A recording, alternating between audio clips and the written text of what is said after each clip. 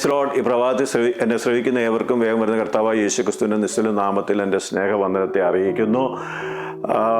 കഴിഞ്ഞ പകലിൽ നമ്മൾ ചിന്തിച്ചതിൻ്റെ തുടർച്ചയായിട്ട് ഈ പകലിലും ചിന്തിപ്പാൻ ആഗ്രഹിക്കുന്നു. അതിന് കുറിവാക്യമായിട്ട് യോഹന്നാൻ്റെ സുവിശേഷം 2-ാം അധ്യായം 11-ാം വാക്യം തന്നെ ഒന്നും കൂടെ വായിക്കുന്നു. യേശു ഇതിനെ അടയാളങ്ങളുടെ ആരംഭമായി ഗലീലയിലെ കാനാവിൽ വെച്ച് ചെയ്തു.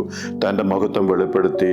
അവൻ്റെ ശിഷ്യന്മാർ അവനിൽ വിശ്വസിച്ചു. നാം കഴിഞ്ഞ പകലിൽ ചിന്തിച്ചത് യേശു അടയാളങ്ങളുടെ ആരംഭമായി കാനാവിൽ വെള്ളത്തെ വീഞ്ഞാക്കിയപ്പോൾ ശിഷ്യന്മാർ മറ്റുള്ളവർ തന്നെ വിശ്വസിച്ചു, താൻ ദൈവപുത്രനാണെന്ന് മനസ്സിലാവാനിടയായിട്ടുണ്ട്. എന്നാൽ അതിനു മുമ്പ് തന്നെ മാതാവ് യേശുവിൻ്റെ ജനനം, അത് അറിയാവുന്ന മാതാവ് അവൻ ദൈവപുത്രനാണെന്നുള്ള ഉറച്ച വിശ്വാസത്തിൽ മറ്റുള്ളവരെ തൻ്റെ വിശ്വാസം സ്വാധീനിക്കുന്നതായിട്ട് കാണുവാൻ സാധിക്കുന്നു. ദൈവമക്കളെ, നമ്മുടെ ജീവിതത്തിൽ നമ്മുടെ വിശ്വാസം, ദൈവത്തിലുള്ള വിശ്വാസം മറ്റുള്ളവരെ സ്വാധീനിക്കുന്നതായിത്തീരണം. മറ്റുള്ളവർ പ്രയാസത്തിലും ബുദ്ധിമുട്ടിലും ഭാരത്തിലൊക്കെ കഴിയുമ്പോൾ ഈ രക്ഷകനെ അവർക്ക് കാണിച്ചു കൊടുക്കുവാൻ, വീണ്ടെടുപ്പുകാരനെ അവർക്ക് കാട്ടിക്കൊടുക്കുവാൻ നാം മടിക്കരുത്. നാം കർത്താവിൻ്റെ സാക്ഷ്യം വഹിക്കുന്നവരായി തീരുവാൻ ഇന്ന് പകൽക്കാലം സഹായിക്കുമാറാകട്ടെ. അതുപോലെ യേശുവിനെ ശിഷ്യന്മാരെയും അവർ ക്ഷണിച്ചിരുന്നു. അതുകൊണ്ട് ആ ഭവനത്തിൽ ഉണ്ടായിരുന്നു എന്ന് കാണുവാൻ സാധിക്കും.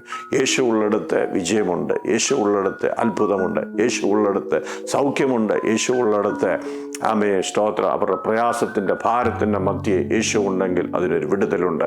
നമുക്കറിയാം, ശിഷ്യന്മാർ പടകിൽ യാത്ര ചെയ്യുമ്പോൾ കാറ്റടിച്ചപ്പോൾ പ്രയാസമായപ്പോൾ അവർ പടകിലുണ്ടായിരുന്ന യേശുവിനെ ഉണർത്തുന്നതായിട്ട്, യേശു കാറ്റിനെയും കടലിനെയും ശാന്തമാക്കുന്നതായിട്ട് കാണുവാൻ സാധിക്കും. യേശുവുള്ള പടക്, യേശുവുള്ള ഭവനം, യേശുവുള്ള രാജ്യം, യേശുവുള്ള വ്യക്തി അവർ ദൈവത്താൽ അനുഗ്രഹിക്കപ്പെടുന്നതായിട്ട് നമുക്ക് കാണുവാൻ സാധിക്കും.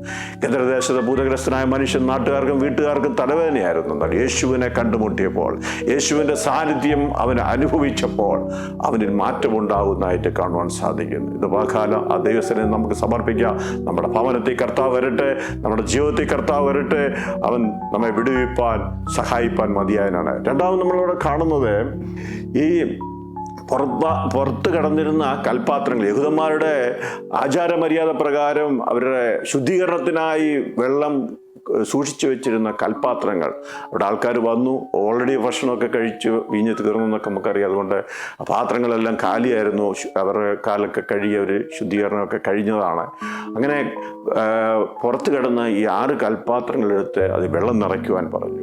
യേശുവിൻ്റെ വാക്ക് കേട്ട് വെള്ളം നിറച്ച് കഴിഞ്ഞ് വക്കോളം എത്തിയപ്പോൾ യേശു പറഞ്ഞു, അത് കോരി വിരുന്നുവാഴിക്ക് കൊടുക്കാൻ എന്ന് പറയുവാൻ ഇടയായിത്തീർന്നു. അവിടെ ശ്രദ്ധിക്കുക, യേശു പറഞ്ഞ വാക്ക് കേട്ടവര്, അത് വിശ്വസിച്ചവര്, യേശുവിൽ വിശ്വസിച്ചവര്, യേശുവിൻ്റെ വാക്ക് കേട്ടവർക്ക് അത്ഭുതം അവിടെ സംഭവിക്കുന്നതായിട്ട് കാണുവാൻ സാധിക്കുന്നു.